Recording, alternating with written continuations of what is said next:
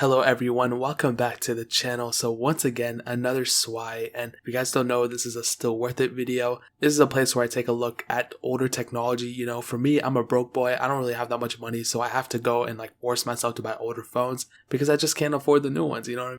Now, one of those phones, and actually the brand of phones that used to be the biggest brand of phones in the world, was Blackberry, and everyone and their moms would used to use these phones. I remember back in the day, I didn't really care too much about Blackberry until Drake. He once said he was a huge fan of Blackberries, and then this is when Drake was the guy, so I was oh my god, Blackberry, and then now everyone is obsessed with iPhones, and nobody even uses Blackberries. But Blackberry still didn't give up, you know, even though Drake stopped shouting them out, even though all these people stopped shouting them out, they still kept developing phones. And I reviewed two Blackberries on this phone, the Passport and then the other phone, Blackberry Priv, I forgot the name. This phone is the successor of both of those phones, and this is a very interesting phone because if you look at it, it's such an interesting device. They took a weird approach with this, but it's kind of a cool approach at the same time. I have to keep an open mind on this because I know there's a lot of people who might like this phone, and I honestly don't have anything to hate about this phone. There's some weird things here and there, but I think ultimately, dude, a lot of people might not like the design of this phone, but I think it's one of its highlights. I actually kind of like the way this phone looks, which is kind of funny to say, but this phone was actually released in 2017 in February, so it's a little bit over 2 years old at this point. On the front, you have a 4.5-inch IPS panel, and it's actually 1080p, which I didn't think it was 1080p, but it's actually not that bad of a panel. I thought it was OLED at first, which I don't even know why I thought that, but it's not a bad IPS panel at all. It's actually pretty decent. Now, the one thing that if you're looking at the front, you can see ultimately right out the gate, I mean, it's so obvious. This thing does not have dual front-facing cameras. It's just, no, totally joking. The keyboard, this is one thing where I think I'm going to lose a lot of people. Now, in my opinion, I'm going to get straight to it. When I'm looking at it and I guess using it, I guess just to type in things, it's not bad. And I think there's definitely a place and time for it. But I think where we're at now with a lot of software keyboards and how great they're getting, there's a lot of things that you might be missing from let's say a new keyboard on the software update, like a Gboard, for example, that you can't necessarily get on this keyboard. Now, I do understand you can still put on the screen, you can still put on a keyboard and everything, and so use it that way, but that kind of, lacks the need of the front keyboard that's already embedded onto the phone itself. Now, the cool thing is there is a fingerprint sensor on the space bar and the space button, which is super nice. I really do like that. And at first I was looking at it, I was wait, there's no way that's a fingerprint sensor, but it actually is, and that's really nice. And another thing I love about these Blackberry keyboards, I think this has been ever since the Priv, and then maybe even Blackberries before this, but the whole keyboard is a trackpad kind of thing. So if you kind of rub your hands around it and you actually go and you can go scroll through pages, you can scroll through anything you want to. And I think that's a really cool thing. So the keyboard itself, I think it's a cool thing, but for me, it's just not really that practical. I have really fat fingers, and when I was typing things in, I was finding myself typing 3 letters at a time sometimes when I'm typing things in. If I'm typing Temple Run, for example, I feel it's just a little bit too slow for me and I keep messing it up. And this might sound stupid, but there's something about physically pushing a keyboard and a key letter down versus just tapping it, where I feel you can get a lot faster input by even typing it or even swiping on the keyboard rather than doing it this way. I'm sure some people might like this way still though, so I understand that, but I spent way too much time talking about that keyboard. The sides of the phone feel very premium. However, the back is removable, which is super nice. You have a micro SD card slot on it. The battery is non-removable though, but it's a kind of big size battery, which is nice, which is okay. Single camera on the back, dual flash, USB Type-C on the bottom, and a headphone jack up top. And overall, just even from the outside, I can tell you either like this way or you don't like it. There's really no in between.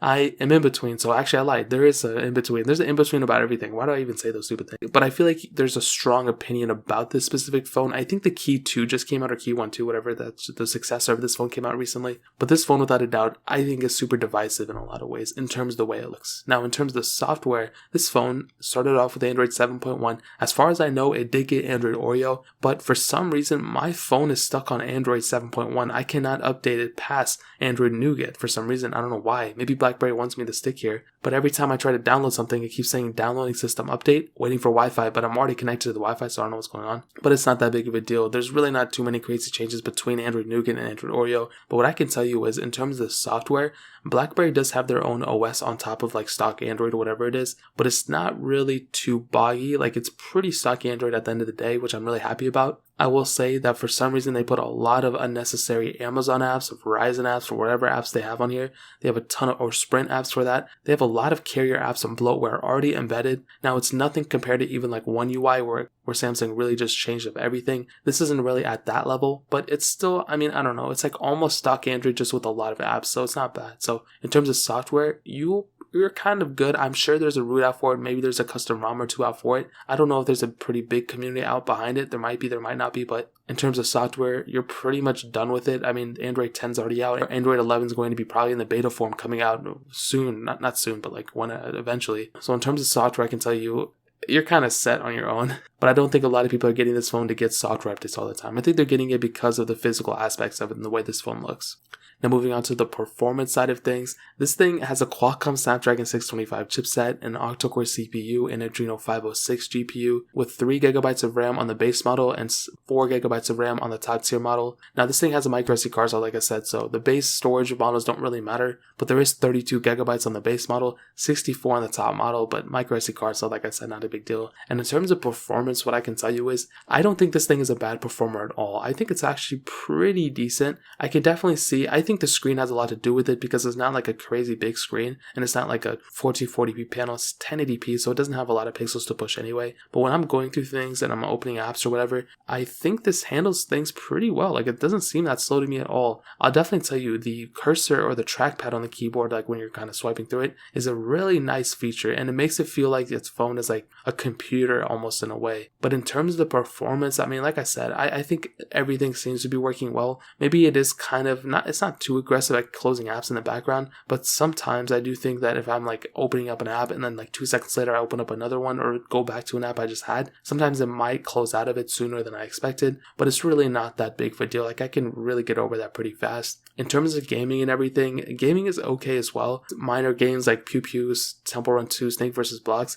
it handles those games pretty fine. There's really nothing too crazy with it. Real Racing 3 isn't that bad either. It's completely playable. It's not as fast as I was expecting. Like the Galaxy S8, for example, that came out around this time this phone came out, that one seems to be a lot more faster than this one. So this one was not the top tier performer at the time, but it's not a slow phone either. Like I'm not trying to sit here and say it's a bad phone or slow, whatever. It's a pretty decent all-around performer. I think maybe the software updates might have had something to do with it, why it's bogged down or something, but I can definitely tell you it's about average. It's not super slow, but it's not super fast. I would say it's about average, and if you're getting it, I wouldn't say you would brag about the performance, but I don't think you would be like salty about the performance either. So that's probably the best way I can put it. Moving on to the camera side of things, this thing has a single 12 megapixel camera on the back and an 8 megapixel front facing camera. You are able to shoot 4K videos at up to 30 frames per second, but I don't think this camera is one of its selling points or one of its highlights. I think it's a pretty average camera at that. The UI is actually pretty interesting. It seems kind of old school, but I kind of like that. It kind of looks kind of interesting, but I don't think it's really that good of a camera if I'm being honest. You have some settings in here for sure. You can change the modes, you can change a lot of different things. You don't have things like portrait mode or night mode or anything, but you have enough to get you going. But again, like I've said with the other Blackberry phones, with the Passport, with the Priv,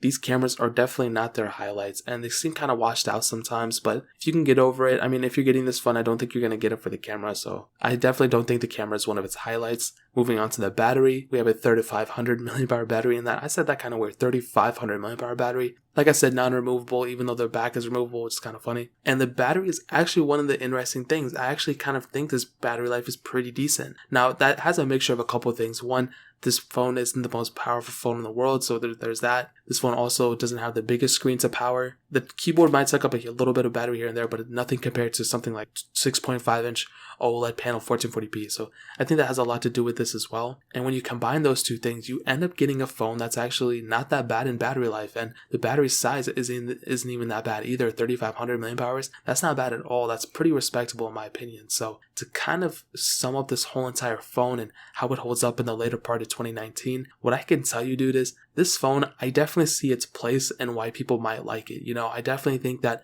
for some people who want to stick with a physical keyboard, for some people who like this older design but want a mixture of like the newer design as well, because think about it, this is an older designed phone, to believe it, whether you want to accept it or not, but it has that newer version of Android. It has, newer features and everything. So you're able to run the newest apps. You're able to run LinkedIn, Facebook, whatever you guys want to use on it. You can use that capability on this phone and still have that physical keyboard, which some people might like. mic and a fingerprint sensor as well. So what I can tell you is, for me, this phone probably isn't for me. I mean, I own it, I have it, but like I'm not going to use it as a main phone. I feel like I don't want to give up the, digital keyboard or software keyboard. I feel like swipe typing is the greatest thing ever invented, and I use that all the time. But this phone, I think it definitely reminds me more of like a PDA kind of thing, which everything is kind of a PDA nowadays, but it just gives me that look. Like when I used to sit and like look at like the Windows PDAs at the time, this phone looks like something that I would want and envision at one point, and I would be like, oh my god, I want this phone instead of the newest one. But looking at it now in practicality, it's just not for me,